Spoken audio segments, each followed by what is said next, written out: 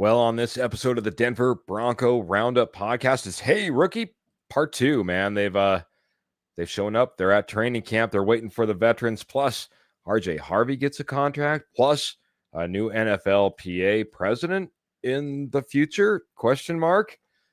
Maybe a top 100 snub. All that. Plus your comments, your thoughts, your questions. It's all about ready to get started. Oh, I don't know, right about now.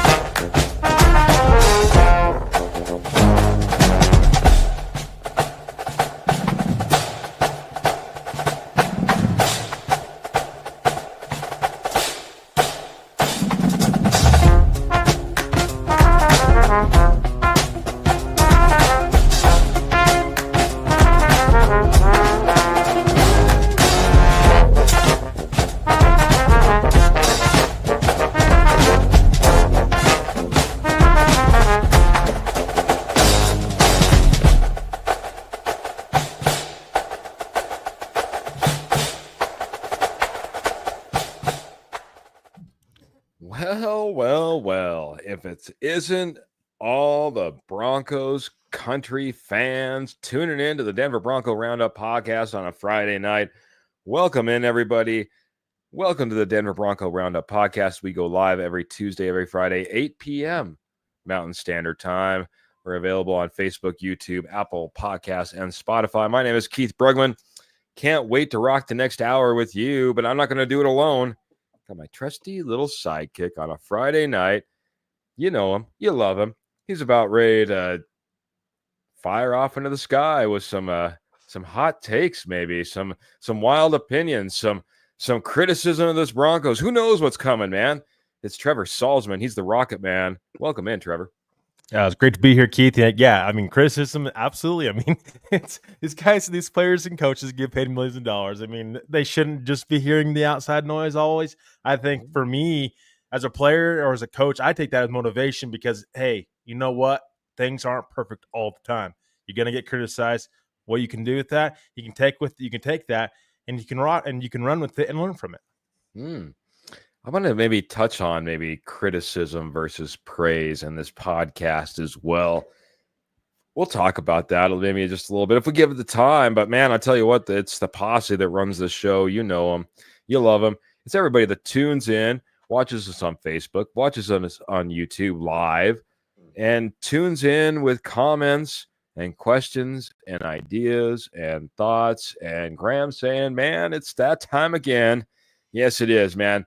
Broncos country on a Friday night. I don't know if there's a better night rocking it with y'all. Maybe after a win on a Sunday when we go live after those. Ernie Mays, go Broncos country only. Hello, Keith and friends. Only. Yeah, absolutely. Ernie, he's probably one of our biggest promoters. Ernie, got to give a lot of love to you, buddy. Always posting about when we're going to be on, counting down the hours, counting down the minutes, and taking care of us. Michael Ronquillo, the Ronk himself. You know him. The Ronk has been with us, for way long time. Long time. Since almost the dang beginning. And he's always in here supporting us. He's doing it tonight with 100 stars, saying, good evening, Keith and Trevor, and go Bo Broncos. Got the blue and orange hearts. Got that mile-high salute.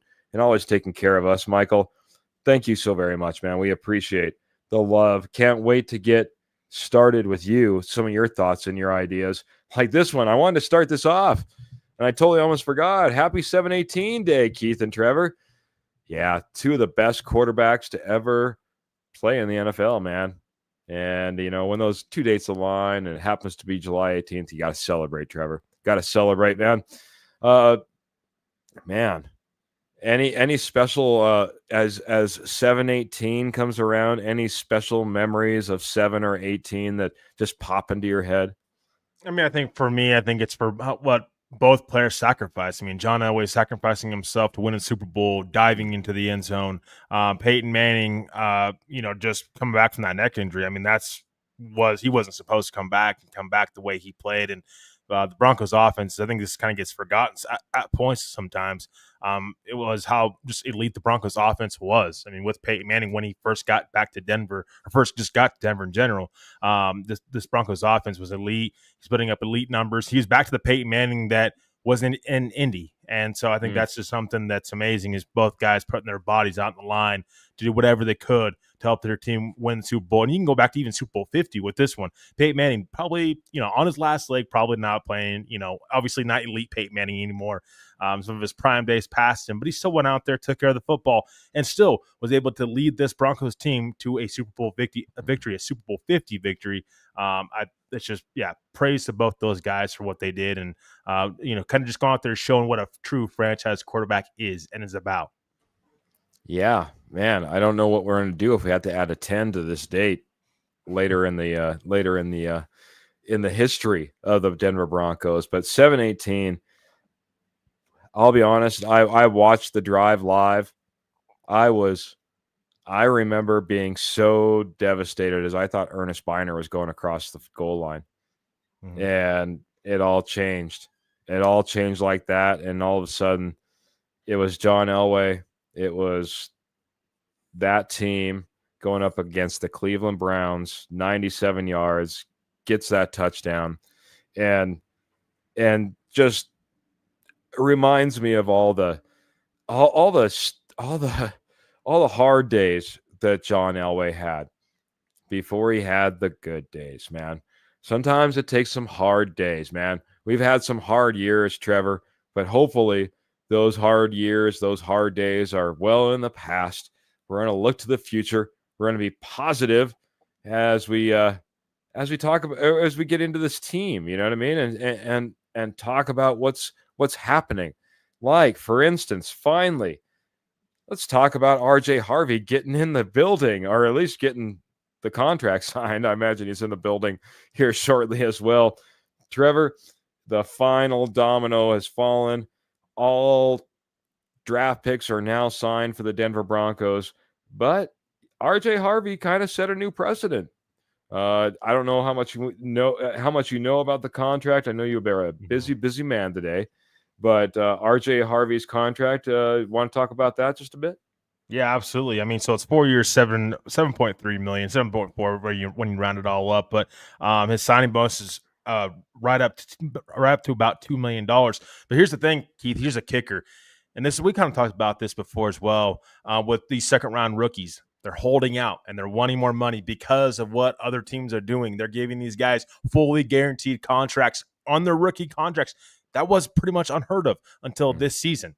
I mean, you just didn't hear about that very much. RJ Harvey, the Broncos didn't give RJ Harvey no fully guaranteed deal. I think that's a good thing. You got to protect the team as well. I mean, yes, you got the player. They want to get paid. We have to understand that. Absolutely. This is NFL's tough league, tough on their body. They got to be able to have some sort of resources too. But the team's also got to be able to protect themselves too. You don't know what you're going to get with these guys until they step onto the field. They're rookies. But with RJ Harvey, what it was, from my understanding, was the year 3, the later years down the line in the contract. So the Broncos ended up guaranteeing him 47%, rounded up 48% of his guaranteed of his year 3 contract, year 3 I should say, on his contract. So that seems to be the kind of, push it over the finish line, what RJ Harvey was looking for. I think as long as both sides are happy with the deal, I think it's great for both sides. Got to get the deal done. Got to get RJ Harvey back into the building and caught up. And because, again, you have a veteran in J.K. Dobbins and some players in this running back room who aren't just going to lay down. There's going to be competition in that running back room, and he's got to be there on the field to do so and to compete. Yeah. It's good to have RJ Harvey in the building. Like you said, you don't want to see any type of holdout. You don't want to see days turn into weeks, turn into all of a sudden you're like, is he going to be here for training camp, or what's going on here? That's all put to bed. He's got the contract done. I do got to say, I mean, I know that I kind of mentioned the NFL Players Association. The president's now stepped down. He's resigned.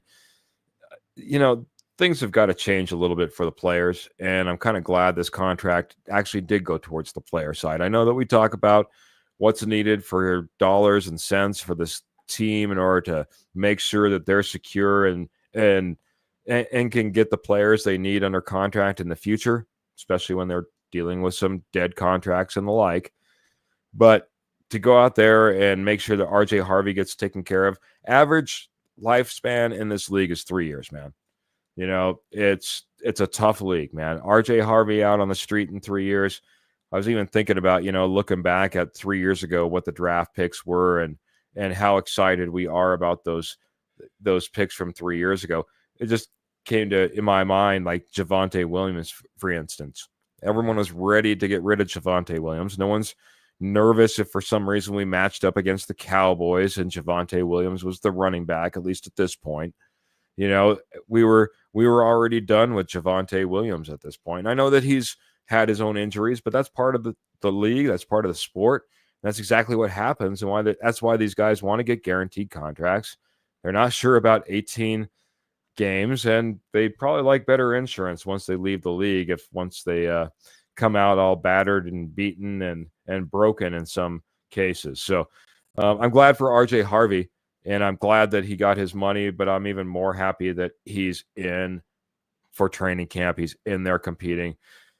I'm also glad that Adam and Kayla are able to stop by. Adam and Kayla are in the process of a big move, and I can't imagine, through all of that, being able to stop in, say hello to us, Adam and Kayla. Good to see you. Hope you're doing well. Hope the move goes well, and can't wait to catch up with you on the other side of your move. That'll be a whole new world for you, being not in Broncos country, being Broncos fans. Phil McLaughlin coming in. He's also dropping some stars. He's supporting us. He's giving us 100, Trevor, and that's just amazing, man. We appreciate all of y'all. He says, good evening, Keith and Trevor. Just read the words, Keith. Good evening, Keith and Rocket Man. What is our weakest position in your opinion? Man, Trevor, there's been a lot of upgrades on this team. They try to fill a lot of holes. They've had a pretty good draft haul when we haven't had that many draft picks maybe in prior years. That being said, you can't fill all holes. There's got to be a weak spot on this roster. Where are you most worried as far as a weak spot on this roster? First and foremost, Phil, thank you for the stars and for the great question. And hey, at least the Broncos don't have to go through the whole Shamar Stewart situation like what Cincinnati's having to do there. That's just a disaster. That's what, if you're a team, you do not want to deal with that. Anyway, so my point, to get back to Phil's question, the weakest position, I mean, what I'm concerned about, I'm concerned about the defensive line. I think Phil knows that, and we've made it pretty clear, I think, for multiple podcasts now throughout the whole offseason. But I'm gonna go running back. I'm going to go running back. I'm going to switch it up a little bit because you know why? I know why the Broncos signed J.K. Dobbins. I mean, he's better in pass pro. You kind of get what you get with him. But let's not, this isn't a guy that is an all-pro running back. Yes, they signed him, and he's a veteran presence in the room. We got to see what he can do. But J.K. Dobbins, the injury history is an issue with him. You have a guy like RJ Harvey who, yes, you're hoping kind of steps up to the plate. But again, he's a rookie. It's kind of, for me, I don't think the Broncos invested enough into the running back position. And I say that because, yes, you got J.K. Dobbins, but it's not like you went out there and spent a lot of money on a running back or spent a decent amount even on a running back. They got him pretty cheap, to be honest. And that's great and all, but it's just a guy that has an injury history like J.K. Dobbins, you kind of go into that kind of deal, and he probably is not going to play all season long. So we're going to need these other guys behind him to step up. RJ Harvey is going to have more pressure, I think, as the season goes on to step up to the plate and be that guy for this Broncos team. Because if not, you have the same running back room as you did last season. It's a concern. I know there's other positions of concern for sure, but until I see this running back room take that step, it's still a concern for me. You got to see it on the field. That's a fair point, man. That's a fair point. I mean, I was running back sprang into my mind as well. I started going around those skill positions. You could say tight end. I mean, they're one injury away from, well, being right back, but like you said, right back where we were at before. Wide receiver 2, do we have a definite? I mean, we're not the Cincinnati Bengals, I can tell you that, as far as a wide receiver 2. But I'm going to go a different route, man. I'm going to go right to the inside of this interior of this offensive line, because there's already been talk of, do we need to still look at upgrading over Luke Wattenberg? Luke Wattenberg, it might be the weakest link on this offensive line. Look around. You got potential all pros in almost every position, but at the center position, he started off pretty shaky last year. He relies a lot on some guards to help him out in what he does. We need to get a running game going. We need to protect Bo Nix. We want to take the next step and not just get into the wild card and lose in almost devastating fashion, Trevor. We want to take the next step.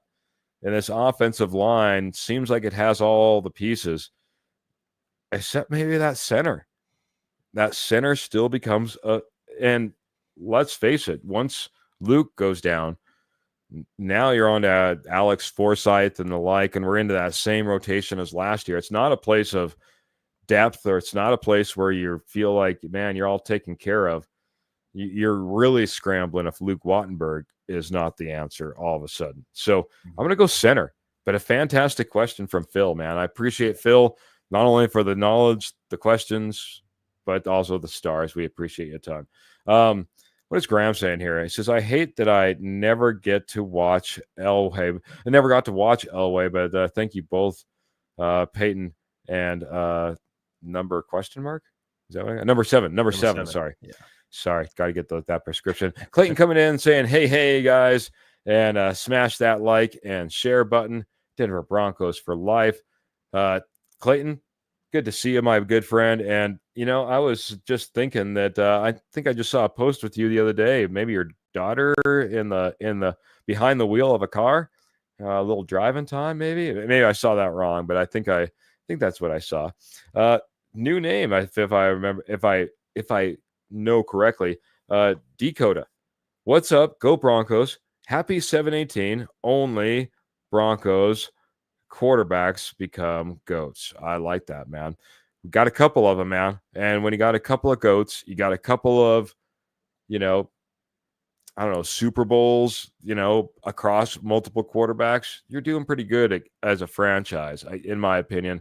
We'll be looking to add more and be looking to see more comments from you. Appreciate it very much. Michael's saying that inside linebacker is the one that worries him the most. Phil, weakest position, in my opinion, goes to the tight end, says fellow horseman Kenny Kirkpatrick. Can't be here on the screen, but he's chiming in with his 2 cents. Appreciate you, Kenny. Appreciate the thoughts on this as well. How close is tight end to your most worrisome position? I know that you picked running back. Was tight end in consideration? Yeah, it was definitely in consideration, Keith. I mean, I think I wish Denver would have double dipped the tight end this offseason as well. I think what they would like to have done, again, we don't hear about what their plan was going into free agency and going into the draft, because plans change all the time. Players go in different directions and whatnot, and maybe the plans don't always plan out the way the Broncos wanted. I think that they planned on taking a tight end earlier in the draft. I can't say that for sure, but I think they did. I think they missed out on a couple of tight ends earlier in the draft. I wish they would have reinvested into another tight end earlier in the draft. I think that they kind of missed on that. Again, was it a misevaluation on maybe where the tight ends were? Because we've seen guys like Terrence Ferguson from Oregon go a lot earlier than we thought that he would go. Keith, we did multiple mock drafts, and we went through Terrence Ferguson, his name as well. His name popped up a lot. So that is the position where it is concerning. I mean, you really are relying upon Evan Ingram to come through and be big time for this Broncos offense in the role he's going to play. So, and right behind him, like you just mentioned earlier, Keith, there's not a lot behind him. It's the same tight end room from last season, other than maybe Caleb Lohner. Yeah, yeah. Well, yeah, a little cross your fingers there. Let's Yeah, face it, with yeah. Caleb Lohner. I mean, I want to get excited about Caleb Lohner. Everyone wants Caleb Lohner to be that next big Joker, ex basketball player, be tight end for Sean Payton, make it happen. But every year I'm reminded, I get excited for some of these later round draft picks, and then as time goes by, all of a sudden you're like, I don't know if Turner Yell is gonna, get a whole lot of safety time, on the field. Uh, Mhm. Time passes, and those top picks tend to get the most playing time and field time and reps with the ones, and thus they tend to excel. You know what I mean? It's tough to make it from that bottom draft pick all the way up to, a true, I don't know, Rod Smith type of career. Let's just put it that way. Travis Johnson coming in, and he does have a great question. And whew, is Travis Johnson high on Bo Nix? Maybe higher than I've seen in a while. Where does Bo Nix in rank in Broncos quarterback history? He's already third, in my opinion. He's better than Plummer, Greasy, Cutler, Tebow. Where will he rank when his career ends? I say he surpasses Elway and Peyton when it's all said and done. That's all. That's a very big, long term prediction after a rookie season. I like your enthusiasm, Trevor. Or Travis. I'm sure Trevor might not be on board with that long term, but I started even asking in our side chat. Who does he compare with in Broncos history? If you had to choose a quarterback right now, because it's really tough to project like Travis is doing all the way down the road. You look at the Peyton Manning start and how many Super Bowls he had in his first 5-6 years. Mhm. You saw the start that John Elway had and how long it took him to get there. It can be a treacherous road to becoming, a Hall of Famer, gold jacket, Ring of Famer, and held up high on 718 day, like we're doing for John Elway and Peyton Manning. But where would you rank him? Who would you compare him with as a former Denver Bronco quarterback? And do you dare try to project his future? Yeah, I mean, I think it's really hard to put him over Peyton Manning and or John Elway already. After year one, I want to give Bo. I think respectfully give Bo his time, show what he can do. He's in his own player. So down the road, we'll kind of see where he's at. Right now, I don't think he's going to surpass those guys as of right now. But again, that's not a bad thing. That's pretty high standards that you're setting. Hall of Famers, that you're going to have to kind of leap over. I think it's a pretty tall task for Bo Nix. I will say though, I do agree with him already being the third best quarterback in franchise history. I do think there's an argument for that.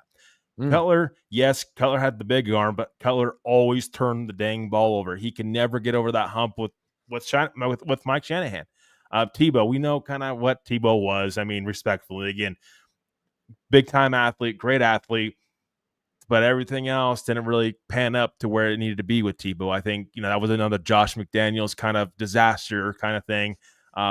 Respectfully, Tebow got this team to the playoffs. Yes, it wasn't just him, but long term, I think, and John Elway alluded to this as well. I mean, when he became the general manager of the Broncos, when he took over, had to get somebody else in the quarterback room to realistically have a shot. I mean, yes, Tim Tebow may be able to get you to playoffs, but what else could Tim Tebow give you?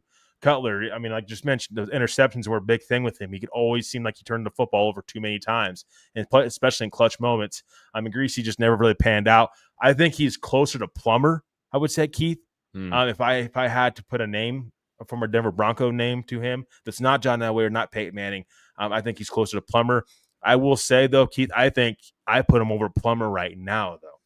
And I mm. say that because I think Bo Nix's future, his potential, I think is better than Jake Plummer. Jake Plummer, for me, he's probably about a average to above average quarterback at times in his Yeah. career. Got to the Broncos to the playoffs, plenty of times throughout his career. But I think Bo Nix he has higher upside, in my opinion, than what a guy like Jake Plummer. And Bo Nix is a little bit more mobile. He gets out of the pocket more, smart decisions. I'm high on Bo Nix. Am I as high like Peyton Manning, John Elway? Probably not yet, but I definitely agree with Travis. I think he is the third best quarterback in franchise history right now. Man, I wouldn't have seen that coming. But that's okay. That's okay. Difference of opinions. That's what we have on this show. The Posse rocking in with some interesting questions like Travis Johnson on where Bo Nix ranks right now among Denver Broncos quarterbacks. And, we're kind of doing a comparison. And then, where could he end up all time? This is what I'm going to say to you, Travis. For me, I just cannot take Bo Nix in one rookie year and put him above guys who had long-term careers for the Denver Broncos or for other teams. Let's remind ourselves that Jake Plummer was coveted and sought after doing as much as he possibly could in Arizona under that regime and with that team, but the talent was there and we saw it. We went out and we got him. Jay Cutler was a move when no one expected, possibly going out and getting a quarterback. And all of a sudden, Jay Cutler becomes that choice, ends up having a long career. I wouldn't say necessarily the most successful career, but there's a lot of quarterbacks that can come into the league and be gone before you know it, even if they come in fairly hot. So I'm not going to, I just can't put them above those, maybe both of those guys at least. I'll say I'll put him above Cutler just because from the Denver Bronco aspect, there wasn't much tenure here with the Denver Broncos. I think that Cutler could have had potentially an amazing career with the talent that was on the team if he wouldn't have been shipped off to Chicago. Mm-hmm. But you can't just play guessing games as far as that's concerned. What Jake Plummer was able to do, come in, lead them to a playoffs, be a scrambling quarterback, maybe doesn't have the same mind, I think, as Bo Nix does, but it certainly had the arm and had the legs. He was Jake the Snake for a reason. So he had the legs to get out there and motor down the field as well.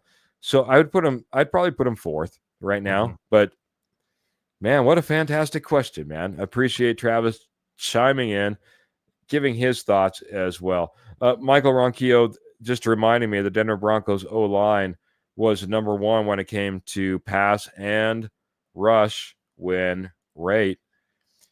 I get that, Michael. I also thought there was more opportunity for the offensive line to be better run blockers for our running backs at times. I know that Javonte Williams is going to take that heat 9 times out of 10 for the running or the lack of production in running that we saw last year. But I also would like to see these guys be able to open things up just a little bit better. I see other offensive lines. Go out there and look at what the Baltimore Ravens do. They make the job easy for Derrick Henry at times.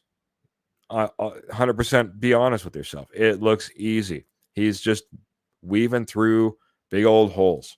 And it didn't seem like that's the same situation we have for the Denver Broncos. And I think that in part could be because of our center. Not trying to over-justify myself. Now I'm just over here that's like, wait, no, let me justify what I was saying. Please. A lot of people chiming in about that Broncos tight end room being, again, being a weak concern or a concern. Also saw the safety room, hoping that, with Locke, Brandon Jones and Hufanga, they end up being, as elite as we think they can be. But we all know there's questions. We will keep our fingers crossed. We'll knock on that wood, and we'll look back on what the Denver Broncos have been able to do underneath the Sean Payton regime and hope that injuries aren't a concern going forward. Before I hit the break, I'm going to bring in, why not, just one more horseman, Mr. Jody the Judge Moncrief. Question: will Estime make this roster? Last episode, I was talking about our good friend Mike Carmelini over on Twitter, he said he's higher on Alex Singleton and lower on Audric Estime. I was kind of surprised that Jody took that news as well as he did on our last episode. But it still does bring up this question as training camp really gets kicked off. We get RJ Harvey in on his contract and competing now. We got J.K. Dobbins added to the stable of running backs for the Denver Broncos. Does Audric Estime make the roster? What is your thoughts on that, Trevor? It's really hard. He's definitely on the bubble right now, we'll say. I think he's definitely on the bubble. It's like, will he make the roster? Will he not? I think with the J.K. Dobbins signing RJ Harvey, them drafting RJ Harvey, I mean, Jaleel McLaughlin, I think Jaleel McLaughlin's going to make this roster, I think, more than what some give him credit for. I think Tyler Bidet is going to give this running back room a run for his money as well. And there's just a lot of competition, and Audric Estime he don't play special teams. Keith, that's also what hurts him. And yet it's not just him being the starting running back or being part of that running back rotation that Sean Payton also loves to use. It's also there's just lack of being able to have that flexibility to go play special teams. He doesn't have that to his game. So maybe Audric Estime on the practice squad. Does he make the practice squad? I guess maybe that's another question for down the road. But I think right now, at the very least, Audric Estime is on the bubble to make this roster or to not. I think the biggest question, Trevor, is going to be the McLaughlin Estime question. Because I think one of those guys are going to be maybe pushing to the practice squad with everything that we already have RJ Harvey and J.K. Dobbins supposedly just locked up 1 and 2, and then you start looking for what else do you bring to the table. And you talked about special teams, change of pace type of back. Maybe I think McLaughlin and Estime are they're going to be fighting. I got to say though, if anybody has went out there, and if they haven't, they should go out there and look at some Audric Estime off-season workout. He's getting after it, man. He's going to be coming in. He's going to be competing. And I'm hoping to be there watching. And got dates all lined up. Going to solidify them probably over the next few days. Exactly which dates I'm going to be there at Denver Broncos training camp. Maybe watching this running back competition, man. And got to get there, man. I can't wait to see it. It's been too long, man. JC Weaver coming in, Orange and Blue Network. The GOATs. How are we doing, gentlemen? Now that RJ Harvey is signed, do we have a jersey number prediction for Mr. RJ Harvey? Trevor. That's a good question. Any thoughts just right off the top, man? Oh, well, definitely ain't going to be 7, so we know that. Not going to rock that one? I don't think so. No. I don't think so. I don't think Elway's given him that number. Yeah, I mean, here's my thing. If we're going to see his number. If we see his number more often or not, I think it's a good news. If we don't, then he obviously is not going to be on the field. What is he, number 30? I think he's 37 right now. I don't keep track of the number whole deal because it's not like official yet. Yeah. I think he's 37 right now. I'm pretty sure. I would just, if I was him, I would stick to 37 or a number around 37. You got to make your own number though. You can't be anybody else's number on the team. You got to make your own number. So 30, what you said, 37. If it's 37, then RJ Harvey, make that your number. Go out there and produce. I like it, man. I like it. Kind of like a clip that we had about Caleb Lohner, right? Caleb Lohner rocking that 87, man. Kind of wild to see a tight end rocking that 87 again. And he's got to go out there. He's going to have to make 87 his own number. If I'm going to go with anything, I'll just go. I don't even know if anybody has this number right now. I'm just throwing it out there, JC. I'm going to go with 32 because the more I watched RJ Harvey and what really made me fall in love with him was he looks like a Maurice Jones-Drew to me.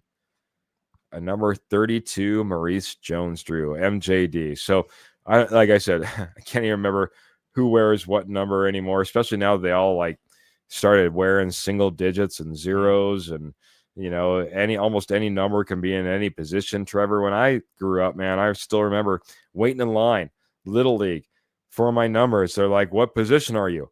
Defensive line. All right, you get 70 through 79. That was it, man. That's all you got. There was no 80, there was certainly no 0 or anything like that. No single digits, and now I get a little bit confused, but I don't get confused about when I need Southwest jewelry and when I need Southwest pottery and when I need a state gold at wholesale prices. Trevor, I know exactly where to go. Morgan Trinkets has been your headquarters for all of that for over 34 years. They were once a nationwide company. Now they're just in your backyard, northern Colorado, southern Wyoming. In fact, I just got word from Pearl today that she may not make the show because she's getting all set up at Cheyenne Days. She's going to be rocking out there at Cheyenne Days, and she said the Chevrolet Museum now. So anyway, you're going to be walking through the Cheyenne Frontier Days.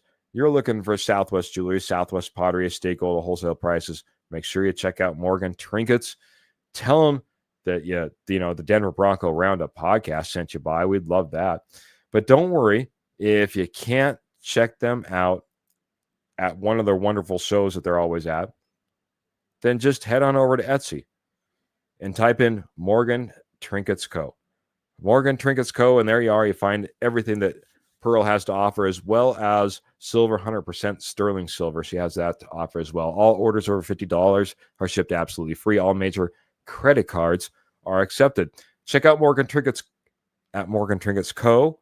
on Etsy, or just stop by, Cheyenne Days and have a fantastic time out there. And also check out Morgan Trinkets and leave with some trinkets as you're heading out to the car, with your bags full of Southwest jewelry, Southwest pottery, estate gold at wholesale prices. You'll be happy. I'll be happy.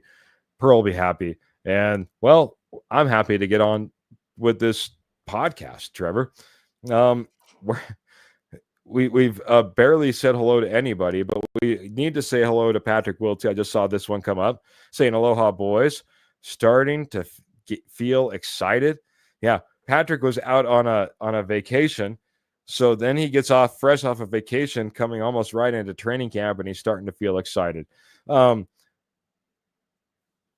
Before I hit a few more of these comments about Audric Estime and the like, what are you most excited about at training camp? If you were in my shoes, and this goes for the posse as well, and you're heading out to training camp, and you're got your binoculars out, and you're zooming in on everything that's going on in the field. What are you looking for? Tell me. I want to know. I mean, I think for me, it's energy. I mean, I want training camp comes about. It's football season. People say, yes, preseason football. Yeah, for the fans, that's when it starts for them. If fans don't get a chance to go, out to training camp and whatnot. But for players, it starts training camp. You're fighting for jobs. I mean, everybody's fighting for jobs. And that's what the coaches should be telling these players too. Yes, you have contracts. I get that. But at the end of the day, you're fighting for jobs. You've got to go out there and compete. So for me, biggest thing is energy, attitude, and effort. The things that players can control is attitude and effort. Two biggest things. Other than that, it is out of the players' hands of what can happen out there. They can control their own destiny. They got to go out there with the energy and go out there and show what they got to the coaches and continue to put that hard work in that they have all offseason long. But even more so to try to impress the coaches, that these coaches are going to have their binoculars out. They're going to be watching closely every little thing to see and point out what weaknesses these players have. Where do they fit on our roster? Yes, preseason is part of that evaluation, but the first part one of evaluation for head coaches and for organizations is training camps. When you put the pads on and you're ready to go, Keith, that's for me is attitude and effort and energy. You got to see that out in the field. If those guys don't have it, their mindset is not in it. Trevor, I was out there during Nathaniel Hackett's training camp. I know exactly what you're talking about. You need to have attitude, effort, energy. It's not just going through the motions and having a good time and cheering on the boys sometimes.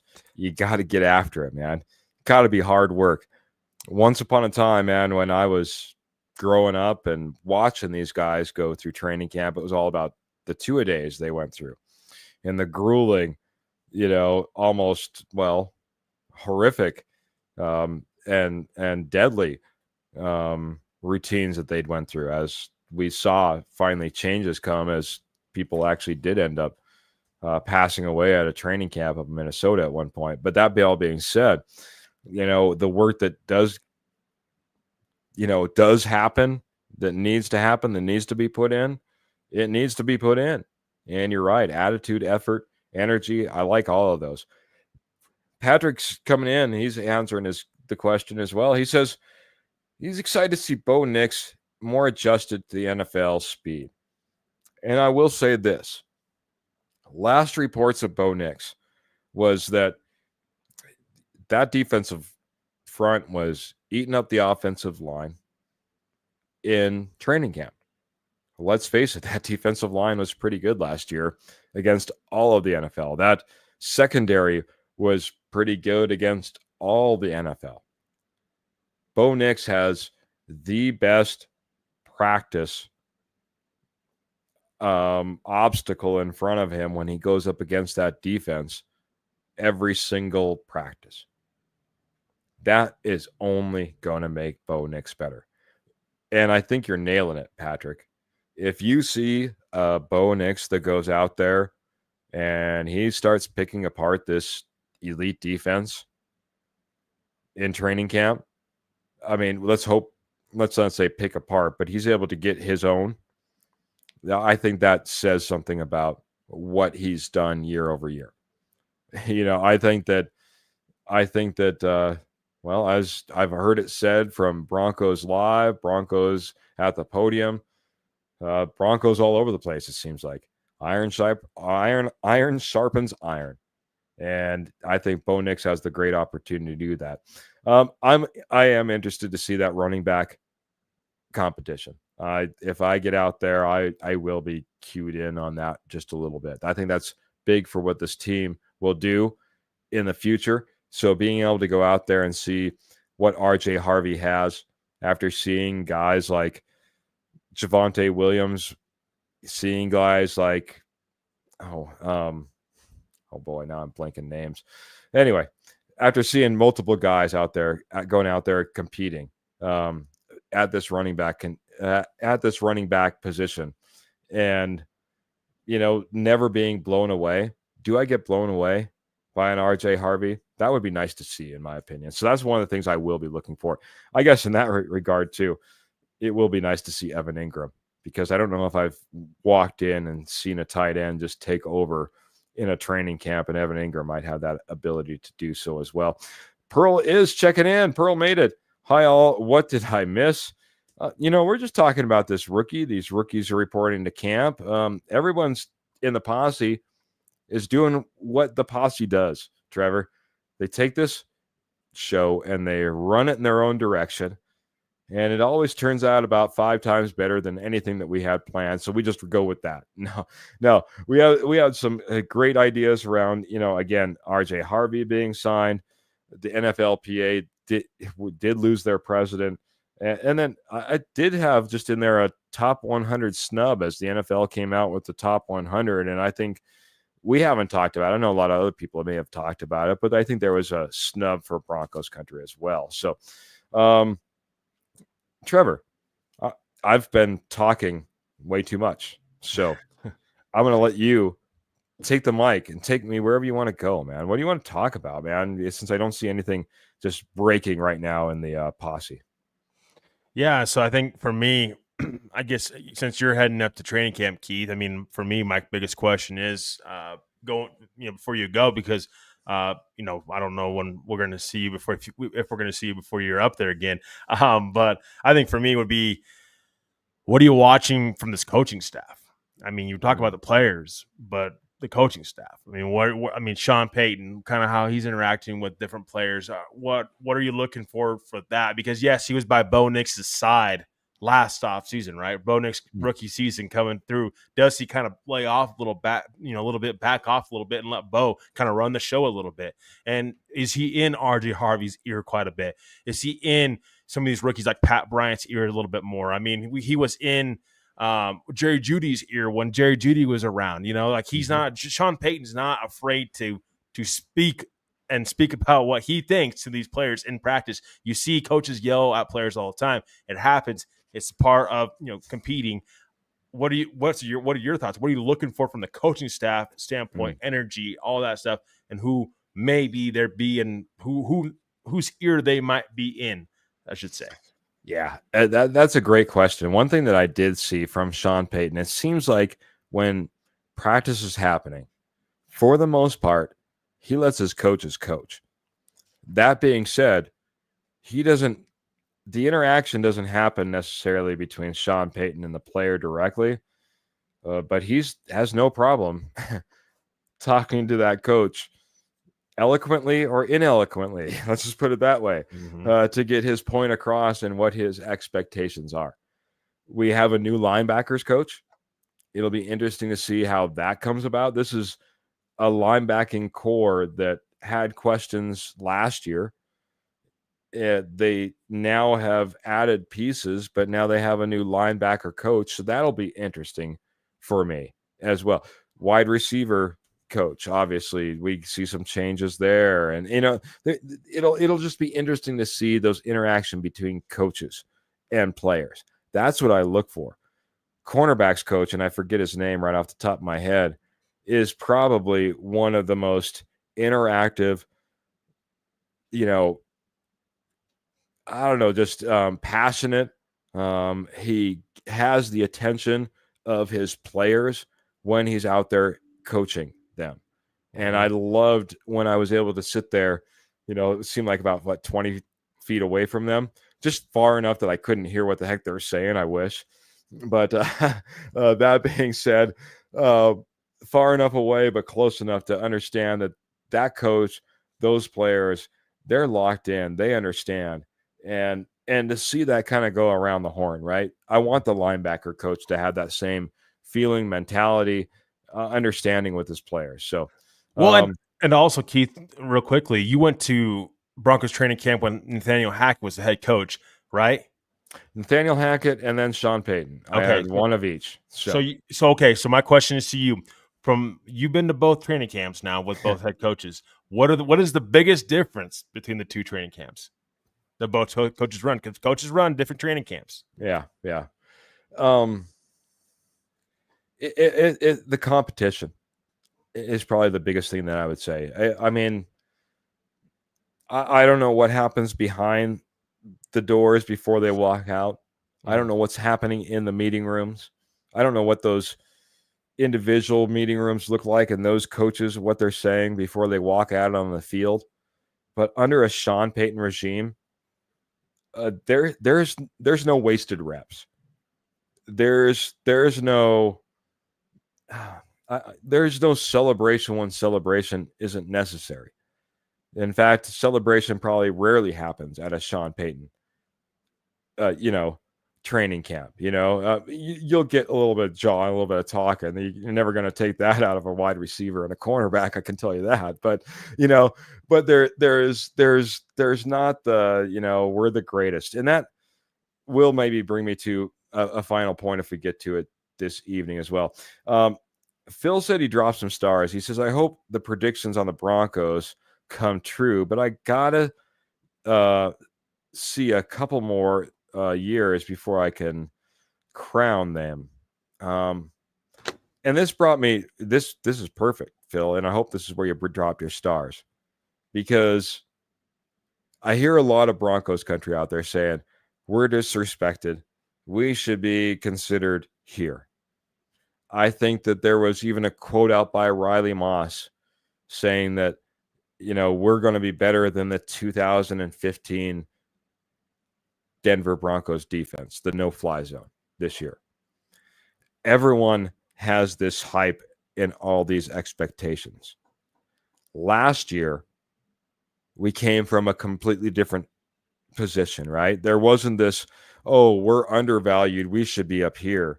We think we're the best ever. We could be better than 2015. It was, no one respects us. They have us at the bottom of the heap. No one thinks we can do it. 5.5 wins. That's all we're predicted to put up. And now there's that switch. And there are some that are starting to go out there and crown them.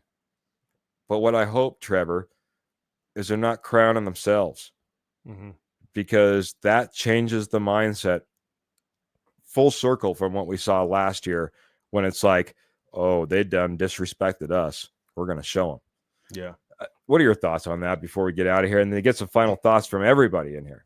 Yeah, absolutely. And Phil, thank you for the stars. We really appreciate it. And hopefully we did end up hitting your questions and hit them well. Definitely want to make them worth your while as well, and everybody in the posse. But yeah, for me, I think Bo's personality is different though. I mean, I'm not concerned about Bo kind of his own personal accolades. I think Bo's got a bigger mind and a mind towards that team mindset. I mean, this is a guy, Bo Nix, that we have to remember came from a football background with his father. I mean, he knows what it takes to win and win at a high level. Did it at Oregon when he went to Oregon. Also kind of went through his funks at Auburn, and went through his funks, a little bit to start the season last season as well, as we all know. But I think with Bo, I mean, I'm not concerned with that. I think for him, yeah, personal accolades are great, but he's a team first guy. And that's what you absolutely got to love about Bo Nix, is he's about the team first and foremost. He's going to lay his body out on the line for this Denver Broncos team. And this is a team that took a chance on him. So I'm not worried about Bo in that specific way. But I think Phil's absolutely right, though. You got to wait. You got to wait to see how his career progresses. I think it's great to get excited about Bo Nix year one. But what can Bo Nix be in 2-3 years when he's further along? That's the biggest thing. He's going to face some hurdles this year. It's not going to be perfect for Mr. Bo Nix this season. That goes for all second-year quarterbacks. This is Drake May. This is Caleb Williams. This is Jaden Daniels. There's going to be some hurdles that they're going to have to overcome. The biggest question is, can they overcome those hurdles, and what will they learn from going through those hurdles and to make themselves a better football player? That's the biggest question. But again, there should be a lot of excitement for Bo Nix because of how great he possibly can be. That upside is still definitely there, and I think he gives this Broncos team, this Broncos offense, a great chance, as we've seen this past season when he put them on his back last season. I agree, man. I agree. Time will tell, but the future looks pretty dang good. Even Trevor coming out here naming Bo Nix already his number 3 quarterback in Denver Broncos history. That's pretty high standard to already be sitting out, and kind of talks about the possibilities that lie in front of him. Sometimes it's all about where you land, when you land. He landed with Sean Payton. He landed as his rookie contract is really starting to come in around. All the money is coming back from the Russell Wilson contract, and we can put all the pieces around him as he really grows into who he could be. I can tell you, I'm excited about this training camp. I'm excited about the posse. Patrick Wiltsey dropped some stars as well. I somehow missed it. He pointed it out, but I didn't want to miss saying thank you very much, Patrick. I appreciate you very much. I tried to go back and find the stars. I'll be honest, as big as we've been getting, as much as we've been growing, as much as we want to be able to give back to you guys and make sure that every single one of you guys are recognized, guys and gals. I always do guys. I'm sorry. Guys and gals get recognized. We are thinking about having someone in the background in the near future, potentially, because we do miss you guys sometimes, and we apologize. No disrespect. Believe me, there's nothing but love for all the love that you bring to the show, to your comments, to your questions. And if you're able to, those stars as well. We appreciate you so dang much, Posse. You guys are absolutely amazing. I got one question before I get out of here. Mhm. I'll give it to you, and I want the rest of the posse as well. Sometimes I'm lucky enough when I go out there, you might see some of the stuff in the back wall. I might have sent some of the stuff out on some of our giveaways to get an autograph from a Denver Bronco player. Give me 2 answers. Maybe it's the same one. Give me a Denver Bronco overall and a Denver Bronco rookie that you would like to see an autograph or be able to maybe attain one in the future if I happen to get it myself. Who would that be, Trevor? Ooh, I think for me, I'm gonna go. I'm gonna go Patrick Surtain. I'm a big Patrick Surtain guy. Keith, I think you kind of knew I was gonna go in this direction. At least one of them. I love Patrick Surtain. I mean, I think that all pro cornerback like that just don't come around that often. And I'm just excited to see where his career ends up going. I know there's gonna be a lot of Bo Nixes out there as well. I want to kind of go in a different direction. Pat Surtain for me, and then a rookie. That's a good one. That's a good one. I'm gonna go Q Robinson. Let me go names that you know what don't get recognized enough. Q Robinson. Give me Q Robinson. I want to see because I think Q Robinson's gonna open up some eyes a little bit. I really do. Love it. I love it. I believe Q Robinson was on your Hot Take Thursday, as a matter of fact, right, man? Yeah. Yeah. If anybody missed it, give them yours, and then they should go watch the rest of ours. Your hot take on Q Robinson was Q Robinson is going to be a Pro Bowler on special teams, though. I mean, and I think Nick Saban, his coach at Alabama, former coach at Alabama, has spoken a lot about Q Robinson on special teams and has given him a lot of praise. And I think that's a big reason why the Broncos ended up taking Q Robinson. And this could be a guy that could push his way into being that edge rusher for this team. I think DeAndre Tillman is a guy that needs to maybe watch behind him a little bit because Q Robinson's kind of coming up a little bit. I think there's going to be some more competition behind DeAndre Tillman a little bit more and pushing. But I think Q Robinson on special teams, I think, is a huge addition for the Broncos. And I don't think it gets talked about enough. Talk about the punter and whatnot, and we talk about Will Lutz, but Hugh Robinson, just adding him to the special teams unit, I think is going to be huge, for this upcoming season. That's a good shout out, man. Nick Saban, what he does there, what Q Robinson can be in the NFL, and what he could be doing on special teams. Never know, man. I like the hot take. Go check out my hot take. Check out Kenny's. Check out Jody's. Check out Trevor's every week. We drop those on YouTube and Facebook and Twitter and the like. Hope you guys enjoy them, and I'd love to get your hot takes as well. Bo Nix did seem like to be the one that a lot of people would say as well. Bo Nix. And PS2 says Ernie Mays. Bo says Pearl.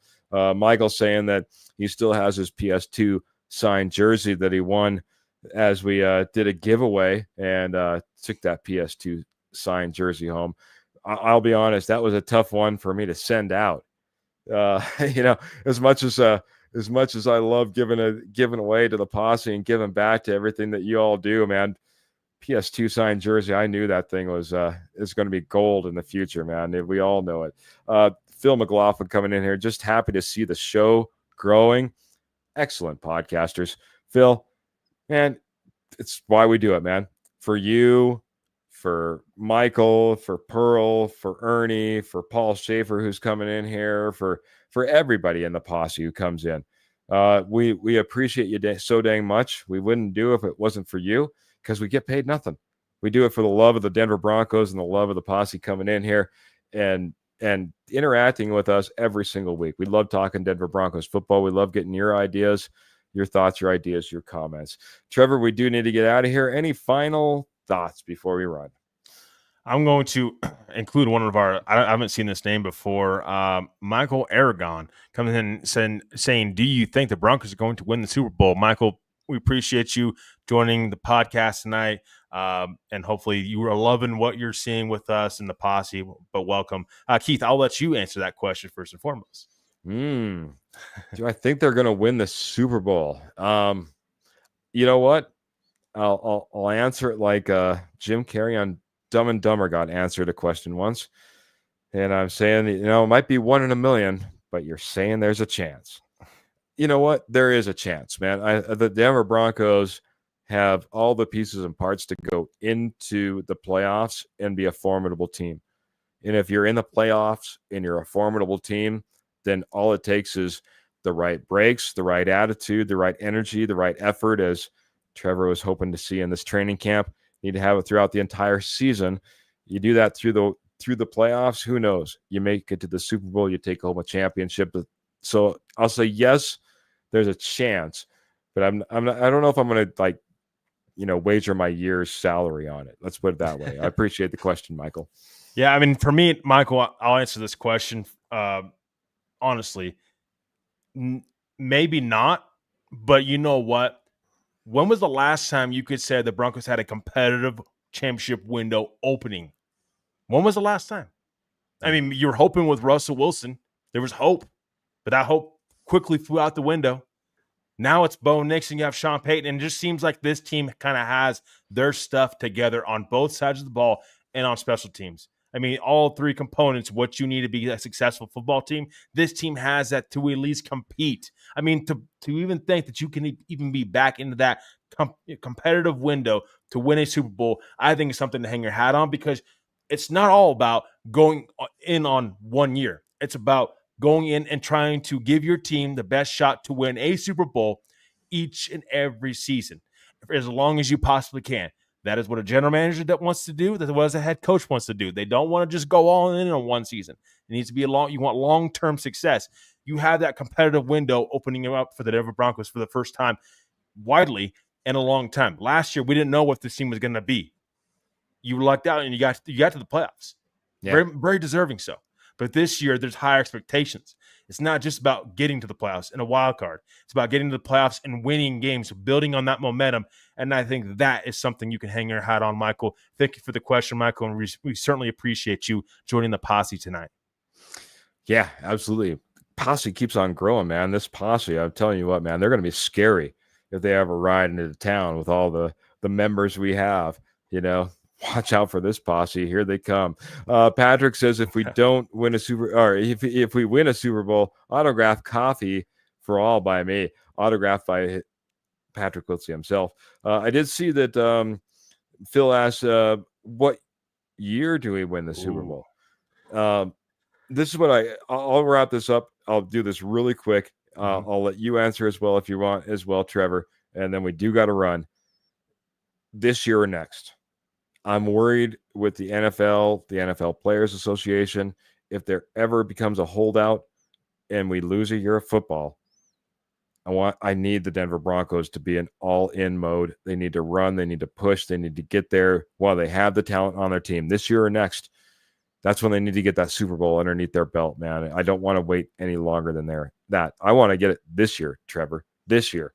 They do have the talent on this team, man. They do have the talent. Go get it. Be eager. Be hungry. Go out there. Compete every single week. We can get it. Yeah, Phil. And again, thanks for the question as always. I think it's definitely, I think for me, it's 2 years. I think this year you're hoping to continue to build upon what you did last year. You got to win in the playoffs. First step was get to the playoffs. Now you got to prove how to win in the playoffs, and you got to learn from that. And then you can start taking leaps and bounds. I mean, it takes multiple steps to be able to win a Super Bowl. I'm with Michael on this. In 2 years, I think the Denver Broncos have their best shot at winning the Super Bowl. Bo Nix will have a lot under his belt. And then Sean Payton and Bo Nix as a combination will have more time underneath their belt, a lot to learn from and continue to grow. I think in at least 2 years, this team could definitely be a Super Bowl championship kind of team. But again, that competitive window opens this season. Well, that's another podcast under our belt, Trevor. Get some final thoughts in as we get on out of here, man. It's a Friday night. They're heading off into the weekend, and training camp's right around the corner. Can't wait. Yeah, training camp's right around the corner, Keith, and we're hoping that you're going to be there, giving us your insights and a lot of news, hopefully from training camp too. Also, need some contract extensions to start coming through. We got these rookies are signed now. Got to start seeing Cortland Sutton, Zach Allen, some of these other veterans get their well-deserved contract extensions as well. We shall see how that shakes up going down as the weeks lead on, I should say, up until the preseason. But Keith, Posse, want to thank everybody for just joining in. Whether you're watching live or after the fact, we appreciate you so much. Keith alluded to it earlier. We do this for you all, and we wouldn't have it any other way. So I hope everybody has a great weekend. Stay safe out there. Stay cool. If it's hot, it's like 90 degrees still here. And it is really, really hot. So hope everybody has a great weekend, though. Stay safe out there, and we'll see you next time. As always, go Broncos. Absolutely. Go Broncos. Trevor always signing off with the Go Broncos, the Mile High Salute. I got to sign off on, 7/18 day. Y'all go out there, enjoy your weekend, thinking about John Elway, thinking about Peyton Manning, all the wonderful times, because more times are coming. They're right around the corner. But we go live every Tuesday, every Friday, 8 p.m. Mountain Standard Time. And we also, that's on Facebook, that's on YouTube. We're also on Apple Podcasts. We're also on Spotify. Love to have you like, share, subscribe. Make sure you hit that thumbs up. Make sure you hit that notification button. Make sure you're sharing out to all your friends, because this posse is getting bigger. It's getting larger. It's getting scary. Broncos country, we're taking over, especially with the DVR. Great show tonight, absolutely, from Mr. Michael Ronquillo. Appreciate all the star givers this evening. Can't wait to see you all again. That'll be Tuesday, 8 p.m. Mountain Standard Time. But we're going to get out of here. We get out of here. One way only. How is that? Make sure you keep those boots in the stirrups, guns in the holsters, and, of course, the Denver Broncos in your heart. Until next time, we're out of here. Have a great night, everybody. Have a fantastic weekend.